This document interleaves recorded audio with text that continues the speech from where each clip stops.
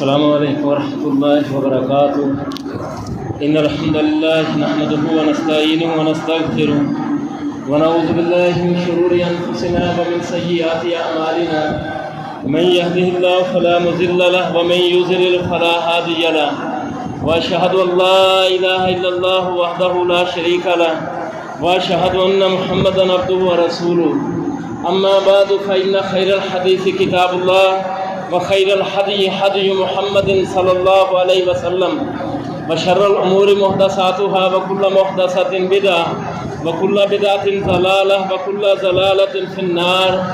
أعوذ بالله من الشيطان الرجيم من حمده ونفخه ونفثه. يا أيها الذين آمنوا اتقوا الله حق تقاته ولا تموتن إلا وأنتم مسلمون.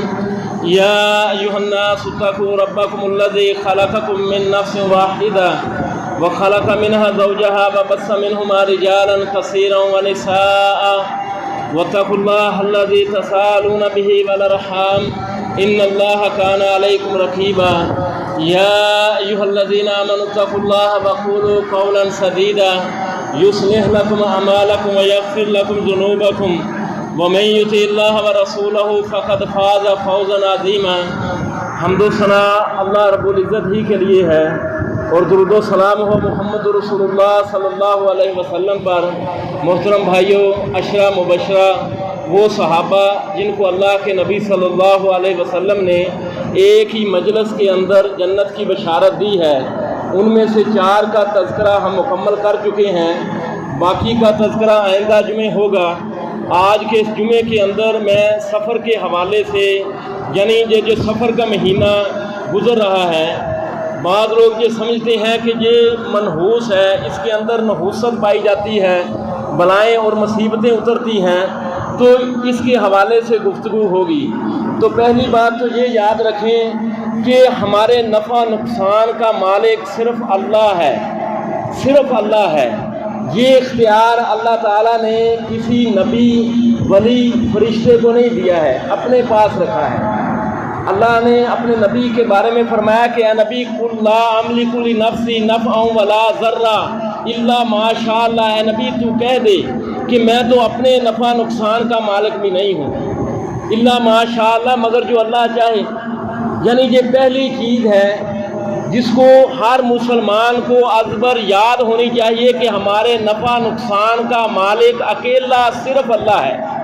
دوسرا یہ ہے کہ ہمارے نفع نقصان کا مالک اکیلا اللہ تو ہے، یعنی ہمارے نفع کا مالک بھی اللہ ہے، ہمارے نقصان کا مالک بھی اللہ ہے، خیر بھی اس کی طرف سے ہے، شر بھی اس کی طرف سے ہے. وہ خیر کا بھی خالق ہے، شر کا بھی خالق ہے، لیکن خیر کی نسبت تو اللہ کی طرف ہوگی، شر کی نسبت اس کی طرف نہیں ہوگی. والخیر کلہ فی یدیک. اللہ کے نبی صلی اللہ علیہ وسلم دعا کیا کرتے تھے کہ یا اللہ ساری کی ساری خیر تیرے ہاتھوں میں ہے، والشر لیس علیک، شر کی نسبت تیری طرف نہیں. انبیاء کی دعائیں آپ دیکھ لیں قرآن مجید کے اندر کس قدر ادب کے ساتھ انہوں نے دعائیں کی ہے. ابراہیم علیہ السلام کی دعا وَإِذَا مَرِضْتُ فَهُوَ يَشْفِينِ، کہ اللہ جب میں بیمار ہو جاتا ہوں تو وہ مجھے شفا دیتا ہے، جب میں بیمار ہوتا ہوں وہ مجھے شفا دیتا ہے. حالانکہ بیمار بھی تو اللہ ہی کرتا ہے، لیکن بیماری کی نسبت اللہ کی طرف نہیں کی، شفا کی نسبت اللہ تعالیٰ کی طرف کی. اور ایوب علیہ السلام کیا دعا کرتے ہیں کہ انی مسنی الضر وانت ارحم الراحمین. یا اللہ مجھے تکلیف پہنچی ہے اور تو ارحم الراحمین ہے. دوسری جگہ اسی دعا کو ذکر کیا انی مسنی الشیطان بنصب وعذاب. اے اللہ مجھے شیطان کی طرف سے بڑا دکھ اور عذاب پہنچا ہے. یعنی ہمارے نفع نقصان کا مالک تو اللہ ہے، لیکن نفع کی نسبت اللہ تعالیٰ کی طرف ہوگی، شر کی نسبت، نقصان کی نسبت اللہ تعالیٰ کی طرف نہیں ہوگی. یہ ادب کا تقاضا ہے. تیسری چیز یہ ہے کہ شیطان ہمارے رب کا نافرمان ہے، ہمارے باپ آدم علیہ السلام، ہماری ماں حوا کا دشمن ہے اور ہمارا بھی دشمن ہے. اللہ کا فرمانا ان الشیطان لکم عدو فاتخذوہ عدوا، شیطان تمہارا دشمن ہے، اس کو اپنا دشمن سمجھو.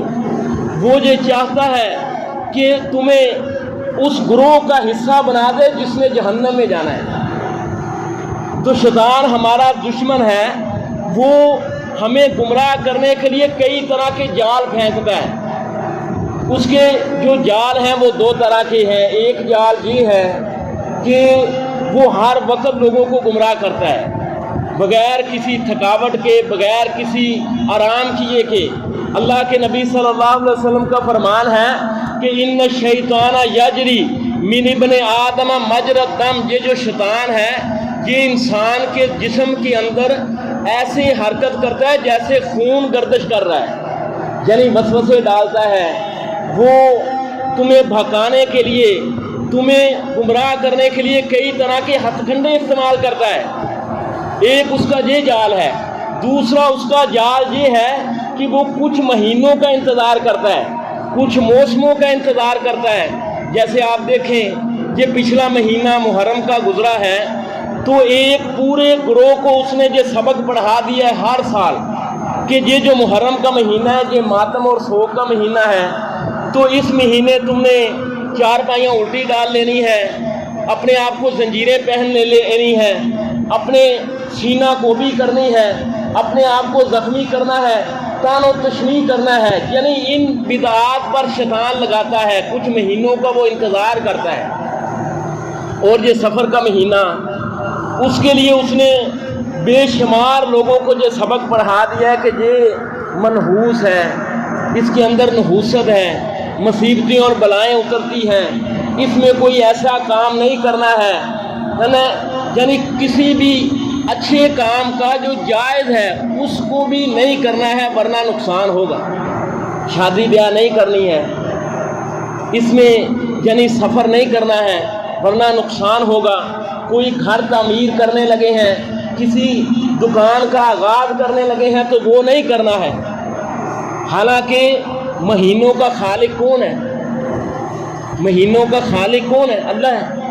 اللہ کا فرمانا سورۃ توبہ کے اندر کہ ان عدت الشہور عند اللہ 12 شہرا، کہ اللہ کے نزدیک مہینوں کی جو گنتی ہے وہ 12 ہے، اور یہ اس دن سے ہے فی کتاب اللہ یوم خلق السماوات والارض، یہ اس دن سے ہے جس دن اللہ تعالیٰ نے آسمان و زمین کو پیدا کیا۔ منہا اربعۃ حرم، ان میں سے 4 حرمت والے ہیں۔ جو بندہ یہ کہتا ہے کہ فلاں مہینہ منحوس ہے تو وہ اللہ تعالیٰ کو چیلنج کر رہا ہے، اللہ تعالیٰ کی تخلیق پر عیب لگا رہا ہے کہ یا اللہ تیرے سارے مہینے ٹھیک ہیں، تیرے سارے دن صحیح ہیں، لیکن یہ جو تیرا فلاں دن ہے یا فلاں مہینہ ہے یہ منحوس ہے، اس کے اندر نقصان ہی نقصان ہے۔ بڑی خطرناک بات ہے۔ صحیح بخاری کے اندر حدیث ہے، اللہ کے نبی صلی اللہ علیہ وسلم کا فرمان ہے کہ اللہ فرماتا ہے، حدیث قدسی ہے، یوذن ابن آدم کا بیٹا مجھے تکلیف دیتا ہے۔ ایک روایت میں مجھے گالی دیتا ہے۔ کیسے تکلیف دیتا ہے؟ یسب الدہر، وہ زمانے کو گالی دیتا ہے کہ زمانہ منحوس ہے، یہ بدھ کا دن صحیح نہیں ہے، یہ فلاں مہینہ صحیح نہیں ہے۔ اللہ نے فرمایا وَأَنَا الدَّهْرُ بِيَدِ الْأَمْرِ أُقَلِّبُ اللَّيْلَ وَالنَّهَارَ، میں زمانہ ہوں، میں دن رات کو پھیرتا ہوں، اور یہ کہہ رہا ہے کہ زمانہ برا ہے، یہ مجھے تکلیف دیتا ہے۔ اور اللہ کے نبی صلی اللہ علیہ وسلم نے اس حوالے سے فرمایا، صحیح بخاری کی روایت ہے، آپ نے فرمایا لا سفرا، سفر کے منحوس ہونے کی کوئی حقیقت نہیں ہے۔ یہ صحیح بخاری میں اللہ کے نبی صلی اللہ علیہ وسلم نے کیوں فرمایا؟ کیونکہ جاہلیت کے اندر یہ جو عرب تھے ان کا اس مہینے کے بارے میں یہ عقیدہ تھا، یہ عقیدہ تھا کہ سفر کا مہینہ منحوس ہوتا ہے۔ وجہ کیا ہے؟ یعنی اس کی ایک بنیادی وجہ ہے، وہ یہ ہے کہ سفر سے پہلے 3 مہینے جو گزرے ہیں، ذی قعدہ سے شروع ہوا ہے، ذی قعدہ 1، ذوالحجہ 2 اور یہ محرم الحرام 3، یہ تینوں مہینے حرمت والے مہینے ہیں۔ اور حرمت والے مہینوں کا عرب لوگ اس قدر احترام اور تعظیم کرتے تھے کہ ان میں کسی کو نقصان نہیں پہنچاتے تھے۔ حالانکہ یہ عرب کا علاقہ بنجر ہے، بیابان ہے، کھیتی باڑی نہیں ہوتی ہے۔ ان کا پیشہ کیا تھا؟ ایک قبیلے دوسرے قبیلے کو لوٹنا، ڈاکو سارے تھے، راہزن تھے، لیکن ان مہینوں کا اس قدر احترام کرتے تھے، حرمت والے مہینوں کا، کہ اگر کسی کے آنکھوں کے سامنے اس کے باپ کا قاتل بھی پھر رہا ہے تو اسے کچھ نہیں کہتے تھے۔ لیکن جب یہ 3 مہینے جو پے در پہ آئے ہیں، جب ختم ہوتے، اپنے گھروں سے نکلتے لوٹ مار کے لیے، بدلہ لینے کے لیے، جب ایک قبیلہ دوسرے قبیلے پر چڑھتا، سافر المکان، گھر خالی ہو جاتے، قتل و غارت گری اس مہینے بہت زیادہ ہوتی تھی۔ جب بہت زیادہ ہوتی تھی قتل و غارت گری، تو ان لوگوں نے یہ کہہ دیا کہ یہ مہینہ ہی منحوس، یعنی ان لوگوں نے یہ نہیں دیکھا، اصل وجہ نہیں دیکھی کہ اپنے عمل کی خرابی کو نہیں دیکھا کہ ہمارا عمل خراب ہے، کہ ہم جو لوٹ مار کرنے کے لیے پہلے 3 مہینے رکے رہے ہیں اور ہمارے گھروں کے اندر اناج ختم ہو گیا ہے، اب ہم لوٹ مار کرنے کے لیے نکلیں گے تو ظاہر ہے دوسرا بھی دفاع کرے گا، تو قتل و غارت گری تو ہوگی۔ یاد رکھو کہ انسان کی خوش قسمتی اور بد قسمتی جو ہے، اس کا انحصار سورج، چاند، ستارے یا کسی مہینوں پر نہیں ہے۔ یہ جو چاند ہے، یہ جو سورج ہے، یہ تو اللہ تعالیٰ نے بنائے ہیں عبادت کے اوقات کو معلوم کرنے کے لیے، یہ عالمی کیلنڈر ہے۔ اللہ نے فرمایا یسألونک عن الأہلہ، اے نبی جی آپ سے چاند کے گھٹنے بڑھنے کے بارے میں پوچھتے ہیں، آپ کہہ دیجئے قل ہی مواقیت للناس والحج، یہ لوگوں کے لیے ایک گھڑی ہے، عالمی کیلنڈر ہے، اور حج کے مہینے معلوم کرنے کے لیے۔ ہاں، اچھے اعمال کا نتیجہ اچھا نکلتا ہے، برے عمل کا نتیجہ برا نکلتا ہے۔ اب برے عمل کا نتیجہ برا نکلتا تھا تو اپنی اس خرابی کو دنوں پر ڈال دیتے تھے، یہ مہینہ ہی منحوس۔ اللہ کے نبی صلی اللہ علیہ وسلم کا کیا فرمان ہے؟ ان الصدق یہدی الی البر، یہ جو سچائی ہے یہ نیکی کی طرف رہنمائی کرتی ہے، اور ان البر یہدی الی الجنہ، اور جو نیکی ہے یہ جنت کی طرف لے جاتی ہے۔ وَإِنَّ الْكَذِبَ يَهْدِي إِلَى الْفُجُورِ، اور یہ جو جھوٹ ہے یہ فجور کی طرف رہنمائی کرتا ہے، برائی کی طرف۔ وَإِنَّ الْفُجُورَ يَهْدِي إِلَى النَّارِ، اور یہ جو برائی ہے یہ بندے کو جہنم کی طرف لے جاتی ہے۔ بندے کا ہر برا عمل جو ہے یہ اس کی بندے کو سزا ملتی ہے۔ اللہ کا فرمان ہے وَمَا أَصَابَكُم مِّن مُّصِيبَةٍ فَبِمَا كَسَبَتْ أَيْدِيكُمْ، کہ جو بھی تمہیں کوئی مصیبت پہنچتی ہے یہ تمہارے ہاتھوں کی کمائی ہے، جو بھی تمہیں مصیبت پہنچتی ہے۔ اور یہ تک فرمایا ظاہر الفساد فی البر والبحر بما کسبت ایدی الناس، یہ جو خشکی اور سمندر کے اندر تمہیں بے شمار خرابیاں نظر آ رہی ہیں یہ لوگوں کے اپنے ہاتھوں کی کمائی کی وجہ سے۔ لیکن اس کے ساتھ ساتھ یہ بھی فرمایا ہے ما اصاب من مصیبت فی الارض، کہ زمین میں جو بھی مصیبت تمہیں پہنچتی ہے، ولا فی انفسکم، یا تمہاری اپنی جانوں کے اندر، الا فی کتاب من قبل ان نبرہا، وہ ایک کتاب میں لکھی ہوئی ہے اس سے پہلے کہ وہ پیدا ہو۔ وعلی اللہ یسیر، اور یہ بات اللہ پر آسان ہے، اللہ پر مشکل نہیں ہے۔ یعنی ایک مسلمان کو مصیبت پہنچے تو اس کا رویہ کیا ہونا چاہیے کہ وہ اللہ کے فیصلے پر راضی ہو، انا للہ و انا الیہ راجعون پڑھے، اللہ کے فیصلے پر راضی ہو اور صبر کرے، کیونکہ اللہ تعالیٰ صبر کرنے والوں سے محبت کرتا ہے۔ ان اللہ یحب الصابرین۔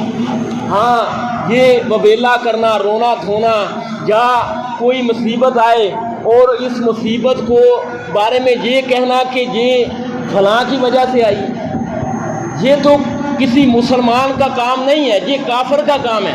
قرآن مجید کے اندر آپ دیکھیں قوم سمود ہے یا قوم موسیٰ کے بارے میں آپ دیکھ لیں کہ فرعونی موسیٰ علیہ السلام کو کیا کہتے تھے؟ فَإِذَا جَاءَتْهُمُ الْحَسَنَةُ، اللہ نے فرمایا جب انہیں کوئی بھلائی پہنچتی ہے تو کہتے ہیں قَالُوا لَنَا هَٰذِهِ، یہ ہماری وجہ سے، ہم نے بہترین پلاننگ کی ہے، اس وجہ سے یہ ہمارا حق بنتا ہے۔ اور وَأَن تُصِيبْهُمْ سَيِّئَةٌ، اور اگر انہیں کوئی تکلیف پہنچتی ہے، کوئی مصیبت پہنچتی ہے، يَطَّيَّرُوا بِمُوسَىٰ وَمَن مَّعَهُ، تو موسیٰ علیہ السلام اور موسیٰ علیہ السلام کے ساتھیوں سے نحوست پکڑتے ہیں کہ یہ مصیبت ہمیں تمہاری وجہ سے پہنچی۔ اللہ کے رسول صلی اللہ علیہ وسلم کا کیا فرمان ہے؟ آپ نے فرمایا التجارۃ شرک، یہ جو نحوست ہے، بدشگونی ہے، یہ شرک ہے۔ 3 بار عبداللہ بن مسعود رضی اللہ تعالیٰ فرماتے ہیں کہ آپ نے 3 بار کہا کہ یہ جو نحوست ہے، بدشگونی ہے، یہ شرک ہے۔ اور آج دیکھ لیں، آج اگر کسی کا نقصان ہو جائے، کسی کا نقصان ہو جائے تو بندے کیا سوچتے ہیں کہ آج صبح صبح جی فلاں کے ساتھ ملاقات ہوئی تھی، حالانکہ صبح صبح اگر اس نے اپنا منہ یعنی شیشے پر دیکھا ہو تو آج میرا ہر کام سارا دن اس وجہ سے خراب ہو رہا ہے کہ آج صبح صبح فلاں بندے کے ساتھ میری ملاقات ہوئی تھی اور فلاں بندہ تو منحوس ہے۔ فرمایا التجارۃ شرک، یعنی وہ بندہ کسی کے نفع نقصان کا مالک بن گیا۔ فرمایا من ردہ التجارۃ، جس بندے کو یہ نحوست بدشگونی کسی کام سے روک دے، فرمایا فقد اشرک، اس نے شرک کیا۔ جاہلیت کے اندر یہ عرب کے لوگ جو ہے کسی سفر پر روانہ ہونے لگتے تو کیا کرتے تھے؟ پرندہ اڑا کر دیکھتے تھے۔ التجارہ یعنی پرندہ اڑانا، پرندہ اڑا کر دیکھتے، اگر وہ دائیں طرف جاتا تو سفر مبارک ہوگا، اگر بائیں طرف جاتا تو سفر جو ہے وہ یعنی نقصان ہوگا، تو گھر واپس لوٹ آتا تھا۔ ہمارے ہاں نہیں ہے، اگر کسی گھر سے بندہ نکلتا ہے تو راستے میں کالی بلی راستہ کاٹ دیتی ہے تو اب نحوست پکڑنا شروع کر دیتا جی کہ کالی بلی میرے راستے میں آ گئی، آنکھ پھٹ کے تو جی اب کوئی نقصان ہوگا۔ اور اگر ہاتھ میں کھجلی ہو تو یہ امید لگا لیتا ہے کہ اب کوئی مال آنے والا ہے، اس طرح رنگوں سے سکون لیتا ہے۔ کالا لباس نہیں پہننا، یعنی ایک ہے کالا لباس پہننا جائز ہے، لیکن غم کی وجہ سے کالا لباس یہ شریعت کے اندر جائز نہیں ہے۔ کسی لباس کے اندر ماتم کرنا یہ شریعت کے اندر نہیں ہے۔ کالا لباس نہیں پہننا، کیوں نہیں پہننا جی؟ یہ کعبے کا غلاف کالا ہے۔ یا سبز جوتا نہیں پہننا جی، کیوں نہیں پہنے جی؟ بے ادبی ہے، کیونکہ جو گنبد خضرا ہے وہ سبز رنگ کا ہے۔ یعنی جی ہمارے ہاں اس طرح کی چیزیں بنائی ہوئی ہیں۔ اس طرح سفر کا مہینہ منحوس ہے۔ کیوں منحوس ہے جی؟ اس لیے منحوس ہے سفر کا مہینہ کہ اس مہینے اللہ کے نبی صلی اللہ علیہ وسلم بیمار ہوئے تھے، اور یقیناً آپ بیمار ہوئے تھے، لیکن سوال یہ ہے کہ اگر یہ سفر کا مہینہ اس لیے منحوس ہے کہ اللہ کے نبی صلی اللہ علیہ وسلم اس مہینے بیمار ہوئے تھے، تو پھر جو ربیع الاول ہے وہ زیادہ منحوس ہونا چاہیے، اور اس مہینے خوشیاں منائی جاتی ہیں۔ یعنی محرم کا مہینہ، اس میں حسین رضی اللہ تعالیٰ کی شہادت ہوئی ہے، اس لیے وہ سوگ کا مہینہ ہے۔ سفر کا مہینہ اس لیے یعنی منحوس ہے کہ اس میں اللہ کے نبی صلی اللہ علیہ وسلم بیمار ہوئے تھے، تو ربیع الاول کے مہینے میں پھر جشن کیوں؟ یعنی اپنی طرف سے۔ اور یہ نحوست، ان سے پوچھا جائے یہ نحوست کیسے ختم ہوگی؟ آپ نے دیکھا ہوگا، کریانے والوں سے پوچھ لیں کہ جی کالے چنے ابال کر بانٹے جانے ہیں، کالے چنے ان کے بڑے بکتے ہیں، اس مہینے کالے چنے بانٹے جائیں تو یہ نحوست ختم ہوگی۔ اور ہمارے ہاں آپ دیکھیں، یہ نحوست جو ہے اس کی حقیقت آپ دیکھ لیں۔ ہمارے ہاں عربوں کی طرح یعنی الو کا بولنا، الو کا کسی گھر کے اندر بیٹھنا یہ پسندیدہ نہیں سمجھا جاتا۔ عرب کی جو لوگ، ہمارے عرب کے لوگ بھی اس کو اچھا نہیں سمجھتے۔ ہمارے ہاں الو جو ہے یہ بیوقوفی کی علامت ہے، یعنی کسی کو بیوقوفی ظاہر کرنا ہو تو ہم کہتے ہیں وہ تو الو ہے۔ لیکن یورپ کے اندر الو عقل مندی کی علامت ہے۔ یورپ کے اندر 13 کا ہنسا جو ہے یہ منحوس ہے۔ 13 اگر وہ کوئی منزل بناتے ہیں تو 13ویں منزل کو ویسے ہی چھوڑ دیتے ہیں، نام نہیں دیتے ہیں، جبکہ چائنا کے اندر 13 کا ہنسا جو ہے یہ خوش قسمتی کی علامت ہے۔ اور ہمارے ہاں کالا رنگ یہ یعنی جو ماتم کی علامت ہے۔ اور انڈیا کے اندر اگر کسی عورت کا خامد فوت ہو جاتا ہے تو وہ سفید لباس پہنتی ہے۔ یعنی جی اپنی طرف سے بنائے ہوئے۔ اللہ کے نبی صلی اللہ علیہ وسلم کا فرمان ہے صحیح بخاری کے اندر، ولا تجارہ، ولا تجارہ، نحوست کی کوئی حقیقت نہیں ہے، ولا حامہ۔ اور آپ نے فرمایا یہ الو کا بولنا، الو کا کسی گھر کے اندر بیٹھنا، اس کی کوئی حقیقت نہیں ہے۔ یعنی الو کسی گھر بیٹھ گیا تو ہمارے ہاں کیا پایا جاتا ہے جی؟ آپ کوئی مرے گا۔ یعنی اس کا مطلب یہ ہے کہ الو جانتا ہے، الو جانتا ہے کہ اس گھر اب موت واقع ہوگی۔ اور یہ ایسی بات ہے کہ یہ تو اسرائیل بھی نہیں جانتا ہے موت کا فرشتہ بھی نہیں جانتا ہے۔ ہارون الرشید کے زمانے کے اندر ایک بندے نے خواب دیکھا، خواب میں اس نے دیکھا کہ ملک الموت، موت کا فرشتہ اس کے خواب کے اندر آیا ہے۔ اس نے کہا تم کون ہو؟ اس نے کہا میں ملک الموت، موت کا فرشتہ ہوں۔ اس نے کہا چلو ٹھیک ہے، اس سے فائدہ اٹھا لیں۔ اس نے کہا میری عمر کتنی ہے؟ اس نے کہا تیری عمر جو ہے یہ ہے، اور یہ کہہ کر آسمانوں کی طرف اشارہ کیا اور غائب ہو گیا۔ اس بندے کی آنکھ کھل گئی۔ اب وہ بندہ بڑے پریشان کہ 5 دن ہے، 5 گھنٹے ہیں، 5 مہینے ہیں، 5 سال ہیں، بڑا پریشان۔ تو اس نے وقت کا جو امام تھا، امام ابن سیرین، اس کے پاس چلا گیا، کہنے لگا کہ میں نے خواب میں یہ دیکھا ہے کہ فرشتہ آیا، اس نے مجھے یہ کہا ہے اور یہ کہہ کر چلا گیا۔ اس نے کہا، اس نے اشارہ کیا سورہ لقمان کی آخری آیت کی طرف، آخری آیت کی طرف اشارہ کیا ہے کہ 5 چیزوں کا علم اللہ کے علاوہ کوئی نہیں جانتا ہے۔ وہ 5 چیزیں سورہ لقمان کی آخری آیت کے اندر ہے، ان اللہ عنده علم الساعہ، کہ لوگوں قیامت کا علم صرف اللہ کے پاس ہے۔ یہ پہلی چیز ہے۔ وَيَنزِلُ الْغَيْثَ، وہ جانتا ہے کہ بارش کب نازل ہوگی، یہ بادل دیکھ کر بتاتے ہیں، حتمی فیصلہ تو نہیں کرتے ہیں۔ دوسری بات، وَيَعْلَمُ مَا فِي الْأَرْحَامِ، وہ اللہ جانتا ہے کہ ماؤں کے پیٹوں کے اندر کیا ہے۔ وہ جانتا ہے کہ جنتی ہے، جہنمی ہے، کب تک زندہ رہے گا۔ یہ تو مشینوں کے ساتھ ایک اندازہ لگا کر بتا دیتے ہیں۔ وَمَا تَدْرِي نَفْسٌ مَاذَا تَكْسِبُ، چوتھی چیز، کوئی نفس نہیں جانتا ہے کہ وہ کل کیا کمائے گا، کیا کھائے گا۔ وَمَا تَدْرِي نَفْسٌ بِأَيِّ أَرْضٍ تَمُوتُ، کوئی نفس نہیں جانتا ہے کہ وہ کس زمین کے اندر فوت ہوگا۔ یہ تو یعنی اسرائیل بھی نہیں جانتا ہے، موت کا فرشتہ بھی نہیں جانتا ہے۔ اسے حکم ہوتا ہے کہ فلاں کا وقت ٹائم پورا ہو گیا ہے، اب اس کی جان کھینچ لے۔ اور یہ کہتے ہیں جی الو جانتا ہے، کوا اگر چھت پر بول رہا ہے تو آج مہمان آئے گا، یعنی کوا بھی جانتا ہے۔ عقیدہ توحید آپ دیکھیں، اسلام کا وہ عقیدہ ہے جو انسان کو دلیر بناتا ہے، انسان کو شجاعت بناتا ہے۔ اگر ایک بندہ عقیدہ توحید کو چھوڑ دے تو پھر وہ ان چیزوں سے ڈرتا ہے، الو سے بھی ڈرتا ہے، کوے سے بھی ڈرتا ہے، اور وہ صدیوں سے جو دفن کیے ہوئے بزرگ ہیں ان سے بھی ڈرتا ہے کہ اگر فلاں کے نام کے لیے دودھ نہ دیا، فلاں کی نام کی فلاں چیز نہ دی تو میری بھینسیں مر جائیں گی، میرا فلاں نقصان ہو جائے گا۔ عقیدہ توحید کیا ہے کہ اللہ کے علاوہ تمہارے نفع نقصان کا کوئی مالک نہیں، کوئی مالک نہیں۔ اللہم لا مانع لما اعطیت ولا معطی لما منعت ولا ینفع ذا الجد منک الجد، وہ ہستی اگر نہ دینے پر آئے تو کوئی روک نہیں سکتا ہے، اور اگر دینے پر آئے تو کوئی روک نہیں سکتا۔ کسی دادا گیری کی دادا گیری اس کے مقابلے میں نہیں چل سکتی۔ ہر نبی نے اسی کی تعلیم دی ہے۔ وما ارسلنا من قبلک من رسول الا نوحی الیہ انہ لا الہ الا انا فاعبدون، اللہ نے فرمایا نبی ہم نے آپ کی طرف جتنے رسول بھیجے ہیں سب نے اس بات کی دعوت دی ہے کہ اللہ کے سوا کوئی عبادت کے لائق نہیں، تمہارے نفع نقصان کا وہ مالک۔ لا ادوا، اللہ کے نبی نے فرمایا کوئی بیماری متعدی نہیں ہوتی ہے، کوئی بیماری متعدی نہیں ہوتی ہے، یعنی یہ جراثیم جو ہوتے ہیں یہ بذات خود متعدی نہیں ہوتے، اللہ کے حکم سے ہوتے۔ اگر بذات خود متعدی ہوں تو پھر تو آپ دیکھیں یہ ڈاکٹر اور نرس تو بچے ہی نا،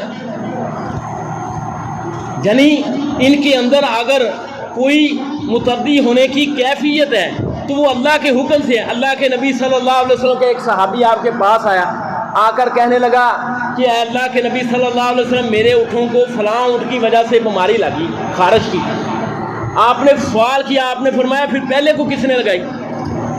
یعنی آپ نے اس کا عقیدہ ٹھیک کیا کہ پہلے کو کس نے لگائی، جب پہلے کو اللہ نے لگائی ہے، اللہ کے حکم سے لگی ہے، تو پھر دوسرے کو بھی اللہ کے حکم سے لگائی۔ سردیوں کے موسم میں بعض بندے ٹھنڈی چیزیں کھاتے ہیں لیکن انہیں بعض کو نقصان نہیں ہوتا، اور بعض گرمیوں کے اندر گولا کھا لیں تو انہیں نزلہ زکام ہو جاتا ہے۔ یعنی بیماری اگر متعدی ہوگی تو اللہ کے حکم سے ہوگی۔ ولا سفرا، اور نہ سفر کی آپ نے فرمایا کوئی حقیقت ہے، ولا غولا، اور نہ یہ روحوں کا آنا جانا ان کی کوئی حقیقت ہے۔ یہ ایک ہندو کا عقیدہ تو ہو سکتا ہے کہ روحیں آتی ہیں، ہمارے ہاں مولویوں نے یہ سبق پڑھا دیا ہر جمعرات آتی ہے۔ حدیث کے اندر آتا ہے نبی صلی اللہ علیہ وسلم نے فرمایا، صحیح مسلم کی روایت ہے کہ جب کوئی بندہ شہید ہو جاتا ہے تو اس شہید کی جو روح ہے اللہ تعالیٰ سبز پرندوں میں ڈال دیتا ہے، وہ جنت میں جہاں چاہتے ہیں چرتے ہیں چگتے ہیں، اور عرش کے نیچے قندیلیں لٹکی ہوئی ہیں، وہاں آ کر آرام کرتے ہیں۔ اللہ تعالیٰ ان شہیدوں سے پوچھتا ہے کہ اے میرے شہیدوں، میری راہ میں جان قربان کرنے والوں، تمہیں کوئی چیز چاہیے؟ وہ کہتے ہیں اللہ ہم جہاں چاہتے ہیں کھاتے ہیں پیتے ہیں، تیری رضا ہمیں حاصل ہے۔ جب اللہ بار بار پوچھتا ہے کہ کوئی چیز چاہیے، وہ کہتے ہیں کہ اے اللہ ہمیں دوبارہ دنیا میں بھیج دیں، ہم تیری راہ میں لڑیں، پھر ہم کٹیں، شہید ہوں۔ تو اللہ فرماتا ہے یہ بات طے ہو چکی ہے کہ یہ میں نے فیصلہ کر دیا کہ میں نے کسی کو دوبارہ واپس نہیں بھیجا۔ تو وہ کہتے ہیں کہ یا اللہ پھر ایسا کر کہ ہمارے بھائیوں کو یہ بات بتلا دے کہ تو ہم سے کس قدر راضی ہے۔ تو اللہ فرماتا ہے وَلَا تَحْسَبَنَّ الَّذِينَ قُتِلُوا فِي سَبِيلِ اللَّهِ أَمْوَاتًا، کہ وہ ہرگز یہ لوگ یہ مت سمجھے کہ جو لوگ اللہ کے راستے میں مارے جائیں انہیں مردہ مت کو، وہ شہید ہیں، وہ زندہ ہیں، انہیں رزق دیا جاتا ہے۔ یعنی شہید کے لیے بھی یہ ضروری یہ ہے نہیں ہے کہ وہ بھی واپس آئے گا، یہ ہمارے ہاں مولویوں نے بنا دیا ہے۔ اللہ کے نبی نے کیا فرمایا؟ ولا غولا، کوئی روحوں کا آنا جانا ان کی کوئی حقیقت نہیں ہے۔ ہاں ایک بات ہے کہ اگر کوئی بندہ جی تازہ غم ہو، کسی کا باپ فوت ہوا ہے، تو وہ کہے جی کہ میں نے اپنے باپ کو جہاں سے گزرتے دیکھا ہے، اپنی ماں کو جہاں گزرتے دیکھا ہے، وہ آئی نہیں ہے، یہ شیطان اس کی شکل اختیار کر کے آتا ہے، دھوکہ دیتا ہے۔ اللہ کے نبی کا فرمان پتھر پر لکیر ہے، کوئی بندہ مرنے کے بعد واپس نہیں آ سکتا، اگر آئے تو آپ دیکھیں یہ ایک بندے کی تکریم نہیں ہے، کیونکہ شریعت یہ اجازت دیتی ہے کہ ایک عورت اس کا خامد فوت ہو جائے وہ کسی دوسرے بندے کے ساتھ شادی کر لے، اب وہ بندہ دنیا میں آئے اور اس کی بیوی کسی کے ساتھ ہو۔ فرمایا یہ نہیں ہو سکتا۔ وَمِن وَرَائِهِمْ بَرْزَخٌ، ان کے درمیان ایک پردہ ہے۔ وَلَا نَوْوَ، اللہ کے نبی نے فرمایا یہ ستاروں کی گردش ان کی کوئی حقیقت نہیں۔ حدیبیہ کے مقام پر آپ صلی اللہ علیہ وسلم نے نماز پڑھائی، آپ نے فرمایا جانتے ہو آج تمہارے رب نے کیا کہا؟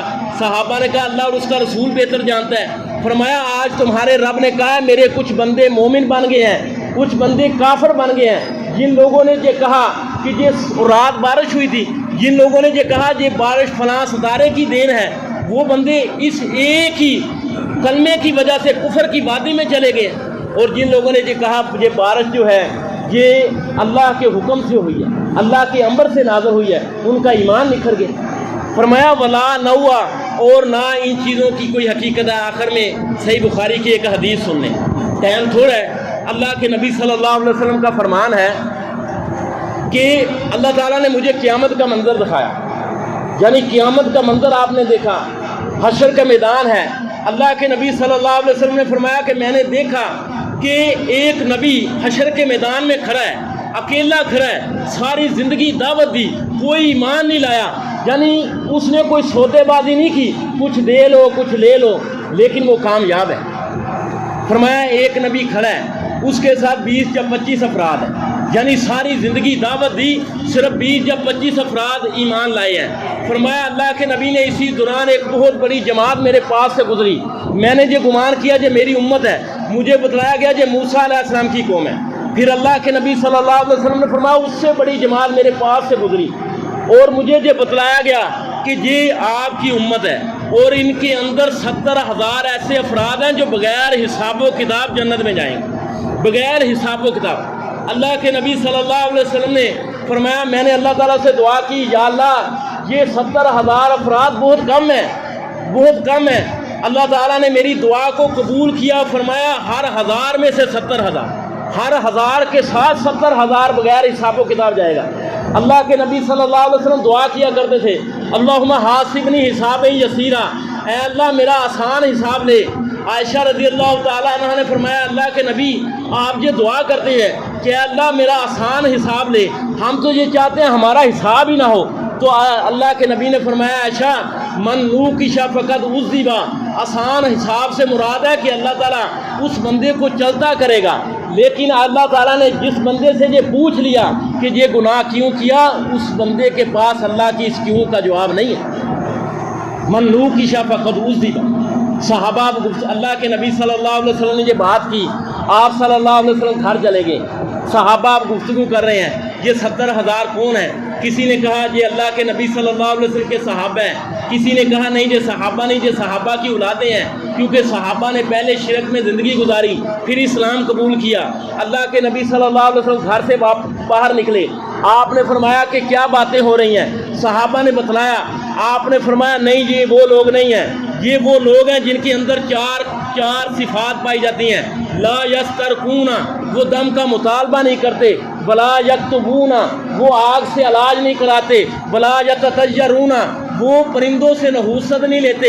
یہ طوطا بتلائے گا میرے غیب کی خبر، فرمایا ولا یکتبون ولا یتطیرون، وہ پرندوں سے نحوست نہیں لیتے، وعلی ربہم یتوکلون، اور وہ اپنے رب سے پر توکل کرتے ہیں۔ اللہ کے نبی کیا فرما رہے ہیں؟ لا یسترقون، وہ دم کا مطالبہ نہیں کرتا ہے، دم کروانا جائز ہے، لیکن اس حدیث کے اندر 70,000 افراد وہ ہیں جو دم کا کسی سے کہتے نہیں ہیں۔ اللہ تعالیٰ کسی بندے کو مصیبت میں اس لیے ڈالتا ہے کہ وہ بندہ میرے ساتھ تعلق قائم کرے۔ ارے امی یجیب المضطر اذا دعا، مجھے پکارے، مجھ سے لو لگارے، اب یہ صبح شام کے اذکار کرے، مجھے اس سے پکارے۔ لیکن ایک بندہ مولوی کے پاس چلا جاتا ہے، پیر کے پاس چلا جاتا ہے کہ دم کر دے، یہ جائز تو ہے لیکن اس کی فضیلت نہیں ہے، فضیلت نہیں ہے۔ اور ہمارے ہاں آپ دیکھیں اہل حدیث، بعض اہل حدیث نے یہ راستہ اختیار کر لیا ہے کہ تویز دیتے ہیں، تویز۔ اللہ کے نبی کا کیا فرمانا؟ من اللہ کا تمیمتن فقد اشرکا، جس نے تویز لٹکایا اس نے شرک کیا۔ 10 بندے اللہ کے نبی صلی اللہ علیہ وسلم کے پاس آئے، آپ نے 9 سے بیعت لے لی، 10ویں سے کیوں نہیں لی؟ آپ نے فرمایا اس نے تویز لٹکایا ہو، اس نے تویز گلے سے نکالا، آپ نے تب بیعت لی کی۔ جو آپ دیکھیں اگر ایک بندہ اہل حدیث ہے تو قرآن کا تویز دیتا ہے، جی قرآن کا تویز دیتا ہے، تو قرآن کا تویز بھی جائز نہیں ہے۔ کیوں؟ اللہ کے نبی صلی اللہ علیہ وسلم نے یہ کام نہیں کیا، آپ کے صحابہ نے یہ کام نہیں کیا۔ دوسری بات یہ ہے کہ قرآن اس لیے نہیں آیا، قرآن شفا ہے، لیکن شفا تو قرآن کہتا ہے شہد بھی ہے، تو شہد بھی گلے میں ڈال دو۔ یہاں بھی قرآن کے لیے یہ آیا ہے کہ قرآن بابرکت کتاب ہے، وہاں آیا لیتدبروا، اس کی آیات پر غور و فکر کرو، اس کو پڑھو، تب تمہیں شفا حاصل ہوگی، برکت حاصل ہوگی۔ اور دوسرا یہ ہے اگر کوئی بندہ قرآن کا تویز لٹکاتا ہے تو یہ اس کی بے حرمتی نہیں ہے۔ عورت کو کہا جاتا ہے اپنی ناف پر باندھنا ہے، اور وہ لیٹرین پر جاتی ہے، اپنے شوہر کے ساتھ تعلق قائم کرتی ہے، اس کی بے حرمتی نہیں ہوتی۔ اگر کوئی کہے جی نہیں جی موٹے چمڑے میں وہ پہنا ہوتا ہے، وہ قرآن کی آیت لکھ کر موٹے چمڑے میں پہنی ہوتی ہے، تو میرے بھائیوں آپ یہ پسند کریں گے کہ غلاف کے اندر قرآن ہو، یہ قرآن غلاف کے اندر ہو اور آپ لیٹرین سے نکلتا ہوا کسی کو پسند کریں گے؟ اور پھر تیسرا سد ذرائع، یعنی ایک بندہ اس تویز میں غیر اللہ سے مدد مانگ رہا ہے، غیر اللہ سے، جبریل سے، میکائیل سے، فلاں جن سے، اور ایک قرآن کی آیت لکھی ہوئی ہے، تو ہمیں کیسے پتہ چلے گا؟ یعنی ایک کام اگر جائز ہے لیکن شرک کی وجہ سے وہ ناجائز ہو جاتا ہے۔ مسجد بنانا جائز ہے، اتنی بڑی نیکی ہے کہ اللہ کے نبی صلی اللہ علیہ وسلم نے فرمایا جو بندہ مسجد بناتا ہے اللہ تعالیٰ اس کا گھر جنت میں بناتا ہے۔ لیکن مسجد اگر قبر پر بنائی جائے تو اللہ کے نبی نے کیا فرمایا؟ لعن اللہ الیہود والنصارى اتخذوا قبور انبیاء مساجدا، اللہ تعالیٰ یہود و نصارہ پر لعنت کرے جنہوں نے اپنے نبیوں کی قبروں پر مسجد بنایا۔ کیوں؟ شرک کی وجہ سے۔ اور جہاں یعنی ہمیں کیسے پتہ چلے گا؟ علماء نے سد ذرائع کی وجہ سے یہ کہا کہ یہ جائز نہیں۔ اللہ کے نبی نے فرمایا یہ 4 کام جو بندہ کرتا ہے وہ ان 70,000 بندوں میں شامل ہوگا جن کا بغیر حساب و کتاب جنت میں داخلہ نصیب ہوگا۔ اللہ کے نبی نے یہ بات کی تو عکاشہ کھڑے ہوئے، آپ دیکھیں صحابہ کی کیا حرص تھی۔ عکاشہ بن محصن کھڑے ہوئے، کہنے لگے اللہ کے نبی صلی اللہ علیہ وسلم دعا کریں میں ان میں سے ہوں۔ آپ نے فرمایا وانتم منہم، تو ان میں سے ہے۔ ایک اور صحابی کھڑا ہوا، کہا ہے اللہ کے نبی صلی اللہ علیہ وسلم دعا کریں میں بھی ان میں سے ہوں۔ آپ نے فرمایا صحابہ کا بھی ہی عکاشہ سبقت لے، عکاشہ سبقت لے گیا۔ یعنی دم اپنے بچوں کو کریں لیکن بغیر مطالبے پر کریں۔ اللہ کے نبی صلی اللہ علیہ وسلم حسن حسین رضی اللہ عنہ کو دم کرتے تھے۔ اعوذکما بکلمات اللہ التامۃ من کل شیطان وہامہ ومن کل عین لامہ، اور دم کر کے انہیں کیا کہتے تھے کہ تمہارا باپ ابراہیم علیہ السلام اپنے دونوں بیٹوں اسحاق اور اسماعیل کو یہ دم کیا کرتے تھے۔ بغیر مطالبے کے جو بندہ کرے اپنے آپ پر کرے، یہ نہیں کہ کسی مولوی کے پاس چلا جائے اور اسے کہے کہ تو دم کرے، تکلیف تجھے ہے، مولوی دم کرے۔ یعنی یہ اس حدیث کی یہ فضیلت ہے کہ 70,000 بندوں میں جو بغیر حساب و کتاب جنت میں جائیں گے، لا یسترقون، وہ دم کا مطالبہ نہیں کرتے۔ جہاں تو لوگ تعویذ پہننے سے نہیں باز آتے ہیں۔ اللہ تعالیٰ سے دعا ہے وہ بات کو سمجھنے عمل کرنے کی توفیق عطا فرمائے۔